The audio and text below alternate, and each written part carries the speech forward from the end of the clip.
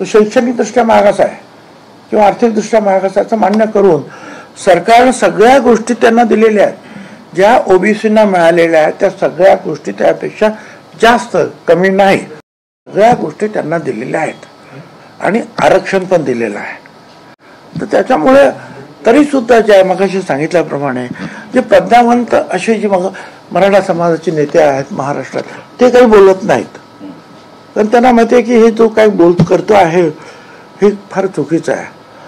पण तो करणार काय? आता हे दादा लोक जे आहेत मगाशी सांगितले पण दारूवाले वाळूवाले ते लोक गोळा करून आणतात, दादागिरी करतात, लोकांना मारतात. तिकडे ज्या भटक्या विमुक्त आणि ओबीसीच्या लोकांना कितीतरी लोकांना मारलं सुद्धा त्यांनी, गाड्या जाळत आहेत त्यांच्या. हे कधीही मराठा समाजाचे जे नावं घेतलेली जी नेते मंडळी आहेत त्यांनी कधीही केलं नाही राज्यामध्ये, आयुष्यामध्ये. इथे पण तुमचा रोग नेमका कुणाकडे? तुम्ही म्हणतात गाड्या जाळताय, दारूवाले त्यांच्या सोबत आहे, मग गृह खात्याचं अपयश असं म्हणावं, कारवाई नाही. असं आहे ना, कारवाई की यांची दादागिरी एवढी मोठी आहे की त्याच्या पुढे जर आम्ही एका तासामध्ये 2-2 GR बदलतो सरकार, त्याचा परिणाम खाली होतो अधिकाऱ्यांवर. तासामध्ये हे शब्द बदला का बदला, ताबडतोब, काही विचार नाही, काय. त्याचा परिणाम जो आहे हा अधिकाऱ्यांवर होतो शेवटी. आणि म्हणून आम्ही त्या दिवशी सगळ्यांना सांगितलं सुद्धा, आज तुमचं सरकार आहे, मोठ्या चांगल्या संख्येनं तुम्ही, म्हणजे बाकीची मंडळी बोलली की मोठ्या संख्येने तुम्ही बसलेला आहात इथे. ओबीसी तुमचा DNA आहे, ओबीसीने तुम्हाला मतदान चांगलं केलं. पण आता असं होत असेल तर पुढे अडचण होईल, याची काळजी आपण घ्यायला पाहिजे, हे सगळ्यांनी सांगितलं त्यांना.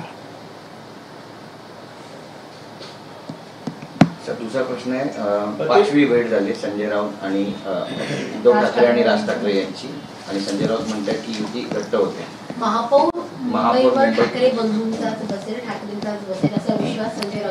आता 5वी झाली, दिवाळीच्या वेळेला आणखीन एक होईल नक्कीच, निश्चितपणे.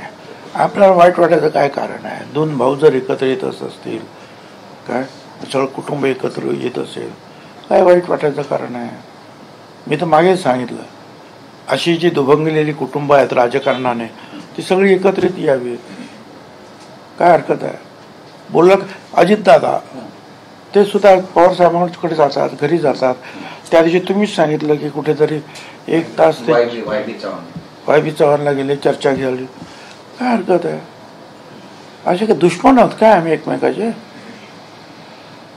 ते तर जे आहेत बाळासाहेबांच्या तालमीत तयार झालेले लोक आहेत दोघं पण, आणखीन पण सगळे लोक. आम्ही पण त्यांच्या तालमीत तयार झालो. परंतु आज ते एकत्र येत असतील तर काही त्याच्यावर ऑब्जेक्शन घेण्यासारखं काही नाहीये. एक आहे निश्चितपणे त्याची